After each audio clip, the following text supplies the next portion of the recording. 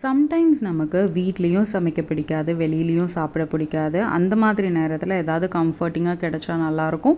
டக்குன்னு குயிக்காக ப்ரிப்பேர் பண்ணுற மாதிரி ஏதாவது ஒரு ரெசிபி இருந்தால் நல்லாயிருக்கும்னு தோணும் இல்லையா? அந்த மாதிரி நேரத்தில் நீங்கள் ப்ரிப்பேர் பண்ணி சாப்பிடக்கூடிய ஒரு ரெசிபி தான் இந்த சூப்பி பாஸ்தா ரெசிபி. ரொம்பவே சிம்பிளாக இருக்கும். ஹாய் ஃப்ரெண்ட்ஸ், நான் உங்கள் காயத்ரி, ஷெஃப் அண்ட் ட்ரைனிங் சேனலுக்காக கடாயில் 2 டேபிள் ஸ்பூன் அளவுக்கு ஆலிவ் ஆயில் சேர்த்துருக்கேன். நல்ல பொடியாக கட் பண்ண பூண்டு ஒரு 5லேருந்து 6 பல். நான் இது 2 பேருக்கான அளவு உங்களுக்கு இன்றைக்கி சொல்கிறேன். உங்களுக்கு பூண்டு எந்த அளவுக்கு வேணுமோ சேர்த்துக்கோங்க. இதோட அரோமா ரொம்ப நல்லாயிருக்கும், கண்டிப்பாக சேர்த்துக்கோங்க. ஸோ இன்றைக்கி நான் ஒரு 5லேருந்து 6 பல் சேர்த்துருக்கேன். கொஞ்சம் மீடியம் சைஸ் பூண்டு தான் இதெல்லாம். நான் கோல்டாக இருக்க எண்ணெயில் தான் இதை போட்டிருக்கேன். ஸோ அது கொஞ்சம் கொஞ்சமாக தீ வர வர அந்த சூடு ஏற ஏற அதோட அரோமாவும் நல்லா அந்த ஆயிலில் இறங்கும். 1/2 கப் அளவுக்கு சின்ன சின்னதாக வெட்டி வச்சுருக்க பீன்ஸ் சேர்த்துருக்கேன். நான் முன்னாடியே சொன்ன மாதிரி இது ஒரு சூப்பி பாஸ்தா ரெசிபி தான். ஸோ சூப் பேஸ்க்காக தான் நான் இந்த பீன்ஸ் எல்லாம் சேர்க்குறேன். யூஸ்வலி பாஸ்தாவில் பீன்ஸ் எல்லாம் போட மாட்டாங்க. இது நல்ல ஒரு டம்மி ஃபில்லிங்காகவும் இருக்கும். அதே மாதிரி ரொம்ப ஜங்க்கு சாப்பிட்ட மாதிரி நம்மளுக்கு ஃபீலும் கொடுக்காது. இப்போ பார்த்திங்கன்னா அந்த பீன்ஸ் எல்லாம் நல்லா வதங்கி வந்திருக்கு. அதே மாதிரி பூண்டும் நல்ல கோல்டன் கலர் மாறி இருக்குது. இப்போ நல்ல 3 பழுத்த தக்காளி எடுத்துக்கோங்க. மீடியம் சைஸாக இருக்கிறத மிக்ஸி ஜாரில் சேர்த்து நல்லா மைய அரைச்சி அதையும் சேர்த்து நல்லா ஒரு 5 நிமிஷம் கொதிக்க விட்டிங்கன்னா எண்ணெயெல்லாம் பிரிஞ்சு சூப்பராக வதங்கி வந்திருக்கும். இப்போ பாருங்கள், எண்ணெயெல்லாம் நல்லா பிரிஞ்சு வந்திருக்கு. பச்சை வாசனையும் இதிலேருந்து போயாச்சு. இந்த ஸ்டேஜில் நான் 1/2 கப் அளவுக்கு துருவி வச்சுருக்க கேரட் எடுத்திருக்கேன். அதையும் சேர்த்து வதக்கிக்க போகிறேன். உங்களுக்கு கேரட் இன்கேஸ் வதக்கி போட பிடிக்கல, இல்லை இந்த மாதிரி துருவ பிடிக்கல அப்படின்னா நீங்கள் கட் பண்ணி கூட சேர்த்துக்கலாம். இல்லை பச்சையாக கூட கடைசியாக ஆட் பண்ணிக்கலாம். ரொம்பவே நல்லாயிருக்கும். 1/2 கப் அளவுக்கு ஸ்வீட் கார்ன் எடுத்திருக்கேன். இதில் நீங்கள் போடுற வெஜிடபிள்ஸ் எல்லாமே ஆப்ஷனல் தான். உங்களுக்கு என்ன பிடிக்குமோ அதெல்லாம் சேர்த்து பண்ணலாம்.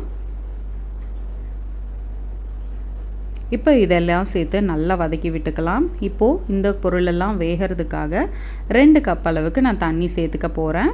இது சூப்பி பாஸ்தா ரெசிபி இல்லையா? நீங்கள் உங்கள் இஷ்டம் போல் தண்ணி ஆட் பண்ணிக்கலாம். பாஸ்தா அண்ட் இந்த வெஜிடபிள்ஸ்க்கு ஏற்ற மாதிரி தண்ணி போட்டிங்கன்னா போதும். நான் மொத்தமாக ஒரு 2 கப் அளவுக்கு வெஜிடபிள்ஸ் சேர்த்துருக்கேன். அதனால் நான் 2 கப் அளவுக்கு தண்ணி ஊற்றிக்கிறேன். தேவையான அளவுக்கு உப்பு, தேவையான அளவுக்கு மஞ்சள் பொடி, இது எல்லாத்தையும் சேர்த்து நல்லா கொதிக்க வச்சுக்கலாம். இப்போ பார்த்திங்கன்னா பச்சை வாசனைலாம் போய் சூப் நல்ல ஒரு அழகான கன்சிஸ்டன்சிக்கு வந்திருக்கு. எல்லாமே நல்லா வெந்து வந்திருக்கு. காரத்துக்காக நான் கொஞ்சமாக சில்லி ஃப்ளேக்ஸும் பெப்பர் பவுடரும் சேர்த்துக்கிறேன். சில்லி ஃப்ளேக்ஸ் போட்டிங்கன்னா அது ரொம்ப ஒரு அழகான டெக்ஸ்சர் மாதிரி இருக்கும், பார்க்குறதுக்கும் சரி, அப்பப்போ சாப்பிடும்போது வாயிலையும் கடிப்படும். அதனால் நான் சில்லி ஃப்ளேக்ஸாக சேர்த்துக்கிறேன். பாஸ்தா நான் வேக வச்சு சேர்க்காம அதை ஊற வச்சு சேர்த்துருக்கேன். நீங்கள் வெஜிடபிள்ஸ் கட் பண்ணும்போதே பாஸ்தாவை ஊற வச்சுடுங்க. இந்த மாதிரி நீங்கள் சேர்த்து அதை வேக வைக்கும்போது உங்களுக்கு கடைசி வரைக்கும் அந்த பாஸ்தா உடையாமல் இருக்கும், முழுசாகவே இருக்கும். யூஸ்வலி நம்ம தனியாக பாயில் பண்ணி சேர்க்கும்போது அது உடஞ்சி போயிடும். கூழ் மாதிரி சம்டைம்ஸ் நம்ம பாஸ்தா பண்ணும்போது ஆகும் இல்லையா? அதுக்கு அவாய்ட் பண்ணுறதுக்கு நீங்கள் ஊற வச்ச பாஸ்தாவை சேர்த்திங்கன்னா அழகாக முழுசாகவே இருக்கும். இதில் நான் கொஞ்சமாக சீசனிங்ஸ் எல்லாம் சேர்க்க போகிறேன். பார்ஸ்லி, ரோஸ்மெரி அண்ட் தைம் தான் இன்றைக்கி நான் சேர்க்குறேன். இது இல்லாமலே இதுக்கு முன்னாடி ஸ்டெப்போடு நீங்கள் ஸ்டாப் பண்ணிக்கலாம். ரொம்பவே நல்லாயிருக்கும்.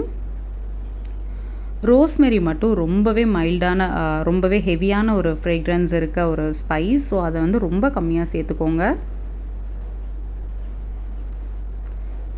தைம் அண்ட் பார்ஸ்லிலாம் உங்களுக்கு நல்லாவே சேர்த்துக்கலாம், ரொம்ப நல்லாயிருக்கும். ஈவன் உங்களுக்கு ஃப்ரெஷ்ஷான பார்ஸ்லி அந்த மாதிரி எங்கேயாவது கிடைக்குதுன்னா அது கூட சேருங்க, ரொம்ப டேஸ்டியாக இருக்கும். சீஸும் கம்ப்ளீட்டாக ஆப்ஷனல் தான். நான் கொஞ்சம் நல்லா ஃபில்லிங்காக இருக்கணுன்ற காரணத்துக்காக நான் இதெல்லாம் போடுறேன். இது 2 பேருக்கான அளவு. 2 பேர் தாராளமாக இதை சாப்பிடலாம். அதே மாதிரி இது நல்லா இன்னும் உங்களுக்கு சூப்பியாக வேணும், குடிக்கிற மாதிரி வேணும் அப்படின்னு உங்களுக்கு ஃபீல் ஆச்சுன்னா இன்னும் கூட 1 கப் அளவுக்கு தண்ணி ஊற்றி சேர்த்திங்கன்னா ரொம்ப நல்லாயிருக்கும். நான் கொஞ்சம் லிக்விடாக இருக்கணும், அதே டைம் நல்லா ஃப்ளேவர்ஃபுல்லாக இருக்கணுன்றதுக்காக இந்த அளவோடு நான் நிறுத்திக்கிட்டேன். இல்லை வின்டர் மார்னிங் எல்லாம் செஞ்சு சாப்பிட்ணுன்னு ஆசைப்பட்றீங்கன்னா இன்னும் 1 கப் அளவுக்கு தண்ணி ஊற்றுனீங்கன்னா கரெக்டாக இருக்கும். அதே மாதிரி பாஸ்தா வெந்து அதோட ஸ்டார்ச்சும் வெளில வரும் இல்லையா? ஸோ அந்த திக்னஸே நம்மளுக்கு இந்த ரெசிபிக்கு போதுமானது. நீங்களும் செஞ்சு பார்த்துட்டு எப்படி இருக்குன்னு எனக்கு கமெண்ட்டில் சொல்லுங்கள். தேங்க்யூ.